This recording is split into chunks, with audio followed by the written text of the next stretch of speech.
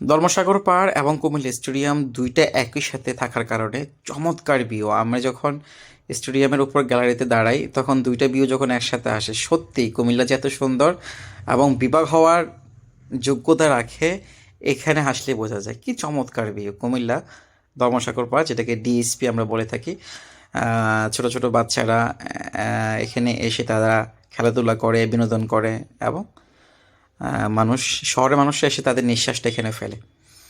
এই পাশে cricket practice করতেছে, যেহেতু স্টেডিয়ামে খেলা চলতেছে জন্য এখানে যে সমস্ত ক্লাবগুলো আছে ওনারা ছোট ছোট যে লিগগুলো আছে তারা তাদের প্লেয়ারদেরকে প্র্যাকটিস করাচ্ছে। আজকে বসুন্ধরা কিংস এবং মোহামেডানের খেলা ছিল, ব্রাজিলিয়ান ফুটবলার তারা প্র্যাকটিস করতেছিল, তখন হাফ অ্যান আওয়ার ছিল, আমি ভিডিও করতেছিলাম। আপনারা নামটা দেখছেন বাসা সৈনিক শহীদ ধীরেন্দ্রনাথ দত্ত স্টেডিয়াম কুমিল্লা।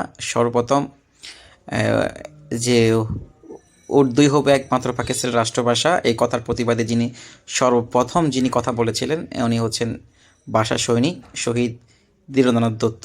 যদিও শহীদ এখানে পারিভাষিক অর্থে ব্যবহৃত হয়েছে, আর শরীয়তে, আমাদের ইসলামী শরীয়তে যদি কোনো মুসলিম ইমান অবস্থায় দেশ এবং তাদের ইসলামকে সমুন্নত রাখার জন্য জীবনকে উৎসর্গ করে তাকে শহীদ বলা হয়।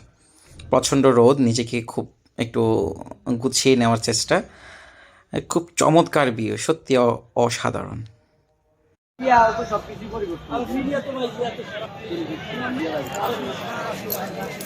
রাশিদুল ভাই মিডিয়া দেখে না, রাশিদুল ভাই মিডিয়া তো অনেক কাজ করে, ঠিক আছে।